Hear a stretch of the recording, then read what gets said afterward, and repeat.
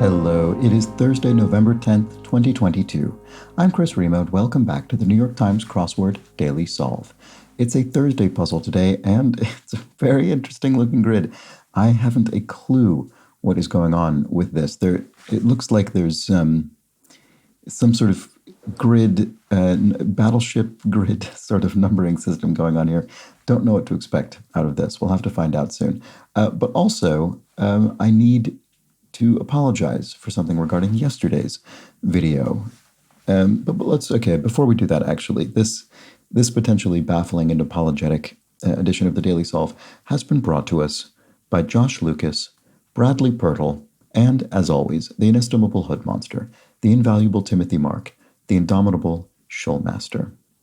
Didn't put an and in there. Well, thank you to the 5 of them, benefactors of the Daily Solve Patreon campaign, for bringing us this edition and for supporting this channel on an ongoing basis, allowing it to be sustainable and produced on a daily basis. So thank you so much. And if you'd like to join their ranks as benefactors and get the Daily Solve Let's Check the Crosses mug, you can find that at patreon.com/dailysolve, where, of course, you can also become a patron at any level and get access to all of the bonus videos that have gone up on the channel to date, as well as the new ones that go up each week. So thank you to everybody who's done that. Thanks to all of the patrons, regardless of level. It really does keep this thing going, so thank you for that.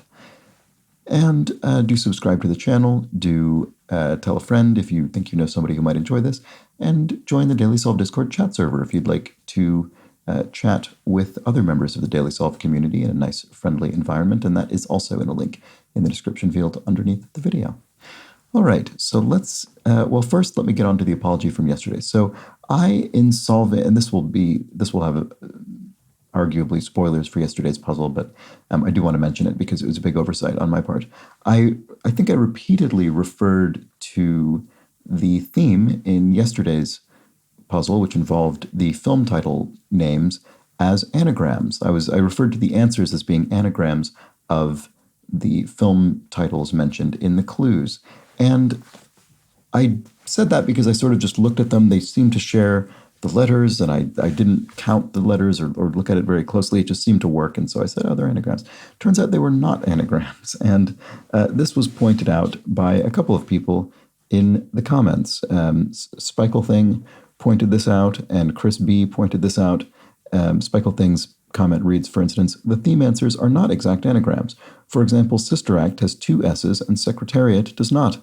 However, all of the letters or characters, and as stated in the clue, in the answers can be found in the clue word. So in other words, we're given all the letters we need, but maybe not as many instances of them as we would need. And Brian replies to say this is called a letter bank, which is true. And actually, it's funny, I have encountered the concept of a letter bank before, and it's something that Will Shortz himself, the editor of the New York Times Crossword, actually, I think, introduced as a concept way back in the 1980s, I think, as a potential means of cryptic crossword clue construction. So I don't know how often these have been used in New York Times crosswords, but they're something that Will Shortz clearly has been enjoying for decades. And so they made it into yesterday's puzzle, and I completely glossed over the fact, the nuance of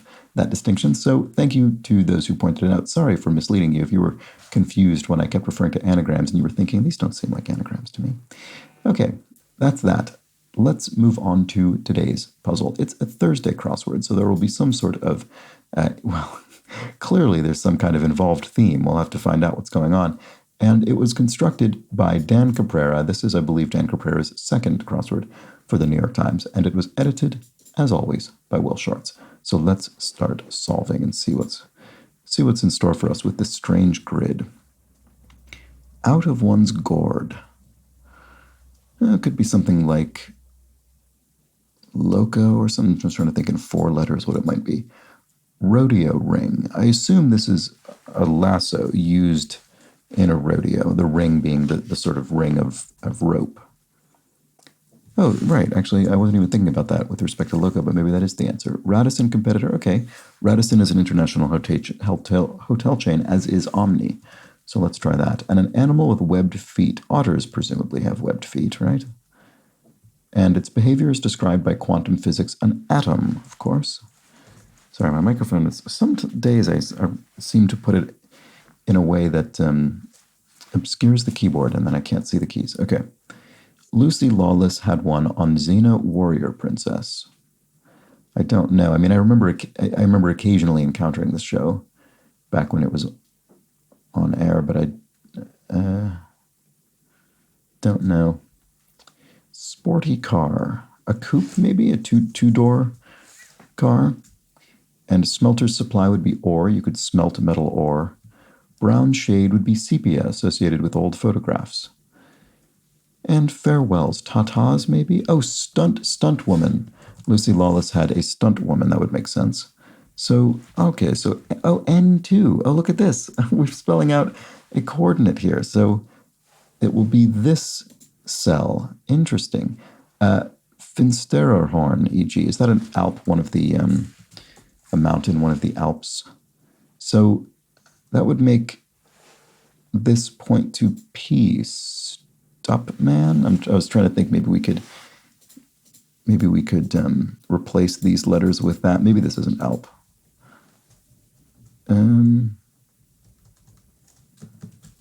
Word with French, British, or Australian. No. French Open, British Open, or Australian Open, tennis tournaments. Okay, I'm back to thinking that's what this is. Medicinal succulent. Ah, the official medicinal plant of the New York Times crossword, aloe.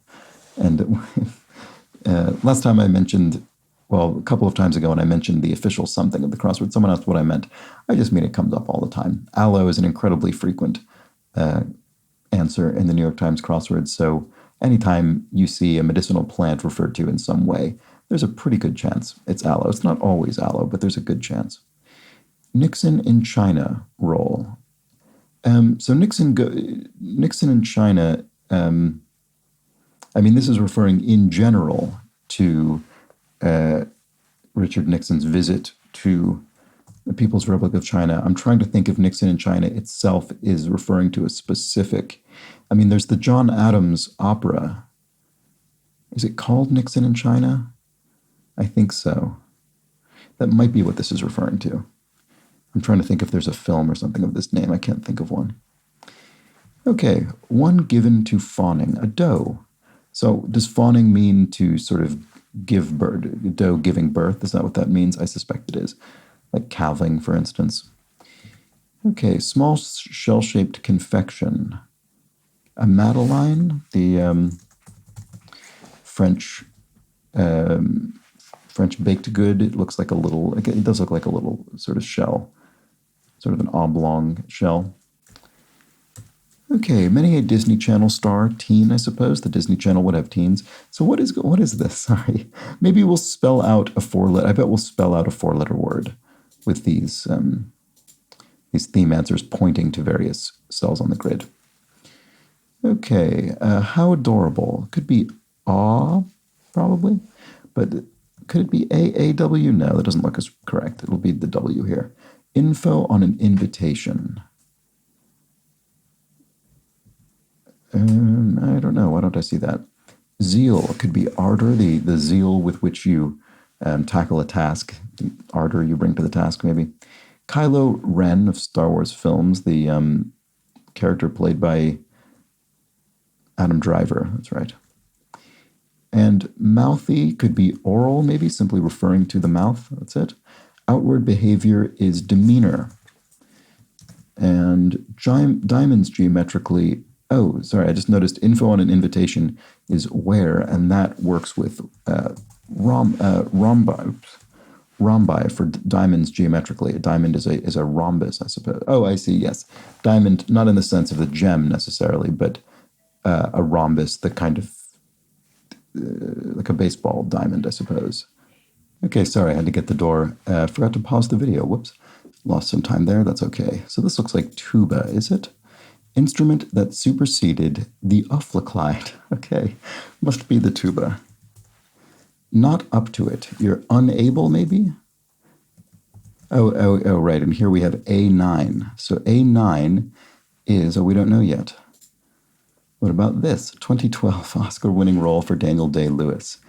I don't think I knew he remembered, I guess, that he won an Oscar for this, but it looks like Lincoln to me. Because he did play Abraham Lincoln. So A9, so L. So we have, all right, N2 is P, A9 is L. We don't yet know what this is. Okay, we'll come back to it. Fangs, canine teeth maybe? Apt letters missing from assimilated would be 8. If you ate something, you assimilated it in a way. So that works perfectly well. MSN competitor would be AOL. So traditional internet service providers. I don't even know if MSN is still an internet service provider. I guess now they're just competitors in the sense of being sort of online homepage kind of websites, I guess. Core strengthening floor exercises. Toe something ends with an S, I'm not sure. Former could be the one-time President Lincoln, I suppose. It'd be an odd thing to say, but you could. Brunch beverage is... Oh, a mimosa, right. The orange juice and champagne. Very much associated with restaurant brunch. Cook up is concoct. And Timbuktu's locale is Mali, right? Too true, amen. And let's do it, I'm in. And what is this? Dmitry, formulator of the periodic law. Dmitry Mendeleev? Is that right? Am I misremembering? What is the Suzuki product in brief? An all-terrain vehicle? Suzuki makes sort of four-wheel vehicles, right? American blank. Not sure. Big feller. Oh, big feller. An axe, maybe? So you'd read this and you'd think it's saying kind of a big fellow in a kind of dialect way, but I think the question mark means, no, don't read it that way. We're maybe referring to something that fells a tree. I don't know if that's correct, but let's try it. Hide could be a pelt, an animal hide. Okay, this is working out. Smurf with a red cap, Papa Smurf, and often backlit sign could be an exit sign. There we go. Oh, an American Pie, of course, the song or the film. Okay, prefix with hotel. Eco hotel, I guess? Is that something? Strawberry Fields underwriter. Not sure what that means. Is that the name of a stadium or something, and it's sponsored by Oxo, the kitchen brand? Is there any rupiah spenders? No, Indonesians, so oh no. Oh, Strawberry Fields. Is that referring to the Strawberry Fields being referred to in the Beatles song, so there's a Yoko Ono connection? Certainly Yoko Ono, one of the official musicians of the New York Times crossword. Not the only official musician, but one of them, no doubt. So rupiah spenders are Indonesians. And then we have D1, or done here. So D1 is O. So, okay, we had P, L, O. Oh, I bet it'll be plot, as in plotting a graph down here. Neither wins nor loses. Ties a game or something there? Not sure. Okay, let's keep going. Beekeeper Shavitz, who lent his name to a popular lip balm. Oh, Burt's Bees is the name of a lip balm. There we go. That must be its namesake. Set up in a way in... Oh, I'm not sure. Core strengthening floor exercises, right. All over again. Anon, maybe? Swings a 54 across at, say. Swings an axe at, say. Oh, maybe, no. Anew. That's what we want here. So hews, right. Hew a tree, chop a tree. And Elliot Ness and Co. are T-men, treasury men. They were federal agents. And toe taps, I guess, core strengthening floor exercises. Is that what that is? becomes less green, say, ripens. So a fruit, for instance, could become less green as it ripens. And then you can use that for people as well, metaphorically. The Emperor's People in the 2000 Disney comedy, The Emperor's New Groove. You know, I've actually never seen The Emperor's New Groove. Did it set it in the Incan Empire, maybe? Just my guess based on the IN there. Like some insensitive remarks, for instance. Un-PC, perhaps? So to set up, oh, I see, to set up and to entrap somebody, right. So if a police officer entraps you, you've been set up, I suppose. That's what that means. And if not confident about something, if you're not confident about it, you're what? Recite ritually, to intone a phrase, to recite it ritually. Ugluk or Gorbag in The Lord of the Rings. I don't know. Those look like, I don't know, they'd be names of orcs or something. Maybe they're Ents, the tree creatures. That seems plausible, but I don't know. Not confident about. Yeah, I'm not sure. I'm not confident. Speaking of things about which I'm not confident, this answer, I won't put that in. Actor-comedian Eric Andre is an actor and comedian. So what about this? Kind of tide, a neap tide. And a leave alternative could be Advil, sort of pain relief medication. Doctrine could be a credo, maybe, with the R in that position. Sham could be, that was a sham, that was an act, a total sham. This looks like it'll be Incas rather than Incan. That makes more sense. That's better. And this will be the number 7 for our coordinate system. So anyway, what was this again? Oh, right, part of a doctrine, tenet. A tenet of faith, for instance. Gopher say, something you could call an aid, an assistant. And, oh, right, what's spelled out appropriately after mapping the coordinates indicated by the puzzle's circled letters? As suspected, it is the word plot. So we've plotted the word plot in a way. And so I guess we could look at row 7 and find a T. Yes, indeed. So K7 is a T, our final letter here.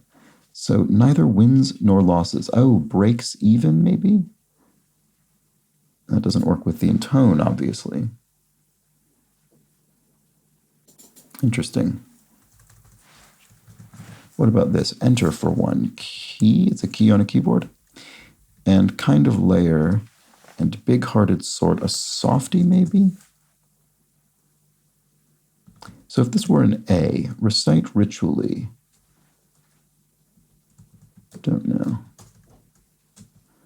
AL East team on scoreboards, not sure. Kind of late. Okay, how do I solve this? Not confident about.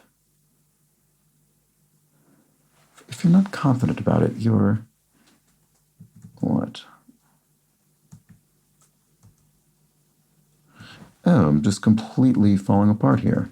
Okay, so maybe these are orcs. Let's try orc. They look like sort of monstrous names. Recite ritually. Incant.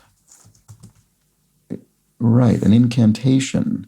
That's indeed what we're looking for. Okay, great. So unsure. Oh, Bert with a U, not Bert with an E. I didn't remember that. Okay, so if you're not confident about something, you're unsure of it. There we go. A big-hearted sort is indeed a softie. And breaks even is neither wins nor losses. Grain-shaped pasta are orzo. Those little, indeed, they look like little grains of rice. And AL East team on scoreboards. And, oh, the ozone layer is a kind of layer. So, oh, the AL East team is Boston. And there we have it. All right. I would say that was on the easy side for a Thursday puzzle. But let me know how you fared with it. And the theme was, so it was, sometimes with a Thursday theme, you can get a theme that's difficult but not particularly complicated, and sometimes you can get a theme that's more involved but not very difficult, and I would say this is that. It's a very sort of complex construction. It involves, in fact, adding this entire additional sort of layer of scaffolding to the puzzle. But it isn't particularly difficult. We just have to solve the clues ordinarily and then find their coordinates.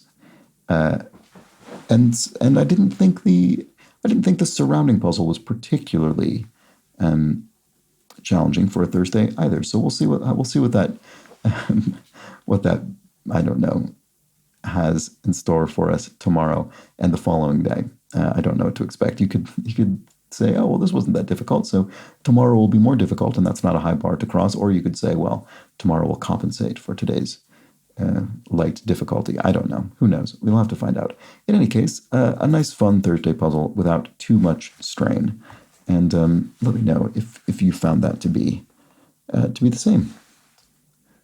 So, with that, we will discuss a few clues from yesterday's puzzle. I think I just have two here.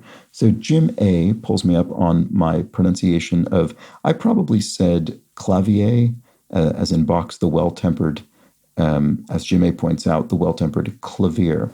And I do think I do think you can see it pronounced clavier or clavier, but Jim A was right to steer me away from, I think, my sort of instinctive French pronunciation, which is really the one non-English language I know very much about.